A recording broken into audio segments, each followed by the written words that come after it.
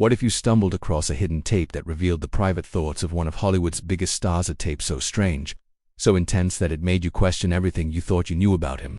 I'm talking about Tom Cruise, the man behind Mission Impossible, and a secret Scientology tape that's as unsettling as it is revealing. Today, I'm taking you inside a story that's been buried for years, a story that still haunts me. Buckle up, this is going to be a wild ride. Tom Cruise is a name that needs no introduction. He's the guy who hangs off planes, scales skyscrapers, and saves the world in blockbuster after blockbuster. But beyond the stunts and the megawatt smile, there's another side to Cruise, one tied to the Church of Scientology, a controversial organization that's been both a religion and a lightning rod for criticism. For decades, Cruise has been Scientology's golden boy, its most famous advocate, and some say, its most fervent believer. But what happens when you peel back the curtain on that world? What do you find when you hear the unfiltered voice of a man who believes he's on a mission to save the planet? In 2008, a video surfaced online that sent shockwaves through the internet. It was a 9-minute clip of Tom Cruise, filmed in 2004, speaking passionately about Scientology. The video was meant for internal use, shown to Scientologists at a ceremony, where Cruise received the church's Freedom Medal of Valor. But when it leaked, it became a cultural phenomenon, not just for what Cruise said, but for how he said it. Wild-eyed, intense, laughing at odd moments, spouting jargon like KSW and SPs. It was a side of Cruise the public had never seen. The church tried to scrub it from the internet, but the damage was done. People were fascinated, confused, and for some, deeply disturbed. But what if there was more? What if that leaked video was just the tip of the iceberg? Rumors have swirled for years about other tapes, private recordings, auditing sessions, secret confessions that the church allegedly keeps on its high-profile members, including Cruise. These tapes, if they exist, could reveal the inner workings of Scientology's most famous follower. I'm not saying I've got my hands on those exact tapes, let's be clear. That's a legal minefield, but I've dug deep into the story of one tape that did surface, a tape that's haunted me since I first heard it. This is the story of how I found it, what it revealed, and why it's so much more than just a celebrity rant. Let's dive in.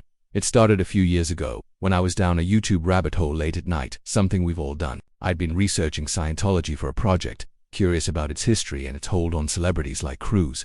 I'd seen the headlines, the exposes, the documentaries like Going Clear, the stories from ex-Scientologists like Leah Remini, but I wanted to go deeper, to find something raw, unfiltered. That's when I stumbled across a forum post on a now-defunct website, buried in a thread about Scientology's secret archives. Someone claimed to have a link to a real video, not the edited clips floating around on mainstream sites. The post was cryptic. The link was to an obscure file-sharing site, and honestly it felt a bit sketchy. But curiosity got the better of me. I clicked the link, half expecting a virus or a dead end. Instead, I found a grainy 90-minute video, labeled simply Cruise, Scientology 2004. It was the infamous tape, the one that had leaked in 2008 and caused a firestorm. But this version felt different, raw, unedited, with no news overlays or commentary. Just Tom Cruise, in a black turtleneck, sitting in what looked like a studio, speaking directly to the camera with a Mission Impossible theme playing in the background. His eyes were wide, his voice intense, almost manic. He was talking about Scientology, but not like you'd expect from a polished celebrity interview.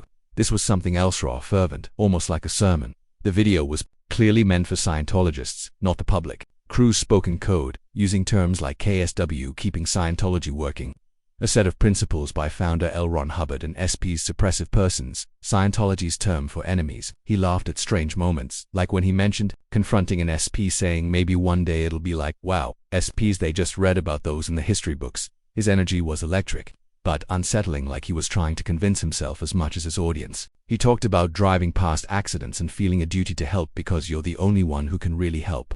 He spoke of shattering suppression and changing the world through Scientology's tech. It was passionate, but there was something almost desperate in his tone, like he was carrying the weight of a cosmic mission.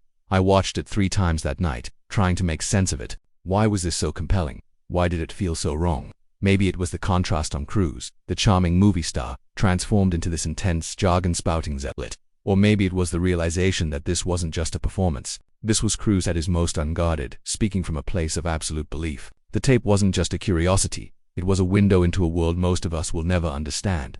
A world where Cruise wasn't just a celebrity, but a soldier in a spiritual war. To understand why this tape is so haunting, you need to know how Tom Cruise became Scientology's poster child.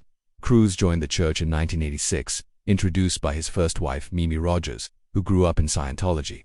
At the time, Cruise was 24, a rising star after Top Gun, but still finding his footing. In Hollywood, Scientology offered him structure, purpose, and a sense of belonging. By the early 2000s, he was the church's most prominent member.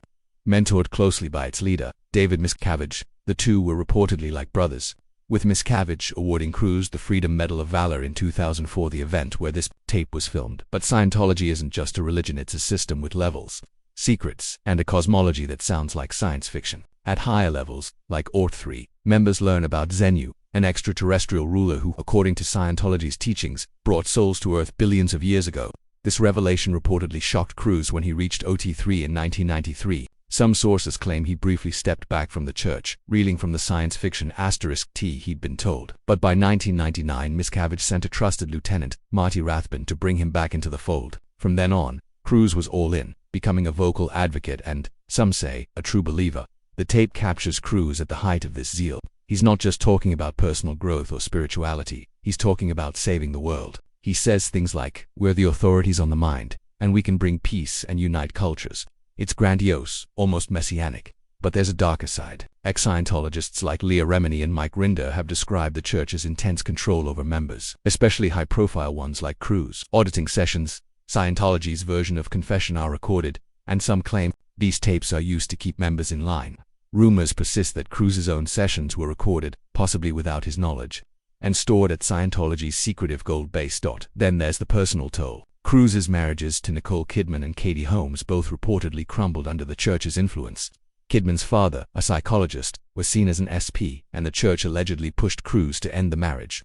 Holmes, meanwhile, planned her 2012 divorce meticulously, reportedly to protect their daughter Suri from Scientology. These stories paint a picture of a man deeply entwined with an organization that demands loyalty above all else. So why does this tape still haunt me?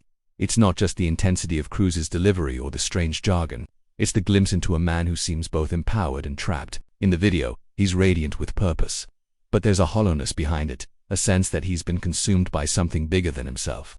The laughter, the wild eyes, the insistence that Scientologists are the only ones who can help. It feels like a man trying to hold on to a truth that's slipping through his fingers.